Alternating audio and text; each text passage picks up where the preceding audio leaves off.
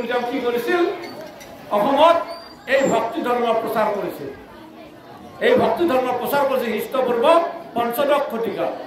আৰু গুৰুজনৰ যেতিয়া আবিৰ্ভাৱ হৈছিল তেতিয়া আমাৰ অসমীয়া সমাজখন বিভিন্ন অনৈক্য আৰু বিশৃংখলতাৰে ভৰা আছিল ছাৰে কৈ গৈছে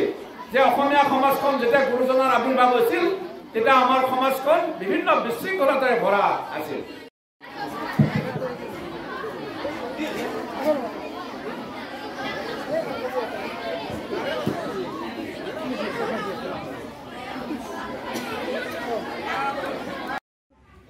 বৰিগু ঘাচু উচ্চতৰ মাধ্যমিক বিদ্যালয়ত প্ৰত্যেক বছৰেই মহাপুৰুষ গুৰুজনাৰ আবিৰ্ভাৱ মহোৎসৱ ভাগি অতি উলাহ মালাহেৰে সৈতে পালন কৰি অহা হৈছে এইবেলিও আমাৰ গুৰুজনাৰ 576তম জন্ম জয়ন্তী ভাগি বৰ উলাহ মালাৰে সৈতে ছাত্ৰ ছাত্ৰী শিক্ষক শিক্ষয়িত্ৰী আৰু সমাজৰ ব্যক্তিসকলে লগ হৈ ইয়াত আমি উৎসৱ ভাগি পালন কৰিছোঁ আৰু উদ্দেশ্য হৈছে যে আমাৰ সমাজত যাতে এক আধ্যাত্মিক পৰিৱেশৰ গঢ় লয় ল'ৰা ছোৱালীখিনি চৰিত্ৰবান হয় নীতিবান হয় সেই উদ্দেশ্যেৰে আৰু এক সমন্বয় গঢ়ি উঠে আৰু সমন্বয়ৰ প্ৰতীক হ'ল মহাপুৰুষ শ্ৰীমন্ত শংকৰদেৱ গতিকে গুৰুজনাৰ জৰিয়তে এই উৎসৱ ভাগিৰ জৰিয়তে ৰাইজলৈ সমাজলৈ যাতে এটা শান্তিৰ বাতাবৰণৰ এটা সুন্দৰ পৰিৱেশৰ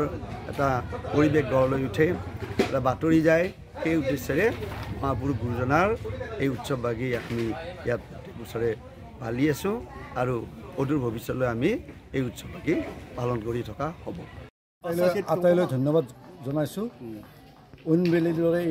এই বছৰো আমি পলমকৈ হ'লেও মহাপুৰুষ শ্ৰীমন্ত শংকৰদেৱৰ জন্মোৎসৱ আবিৰ্ভাৱ মহোৎসৱটো আমি উলহ মালহেৰে আজি দিনটোত পালন কৰা হৈছে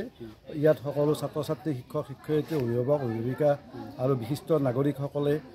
প্ৰাক্তন অধ্যক্ষকে আদি কৰি পৰিচালনা সমিতিৰ সমূহ সদস্যকে আদি কৰি সকলোৱে সম্পূৰ্ণ সহায় সহযোগ আগবঢ়াইছে এই অনুষ্ঠানটি অইন বছৰৰ দৰে এই বছৰ আমি সুন্দৰভাৱে পালন কৰিছোঁ ইয়াত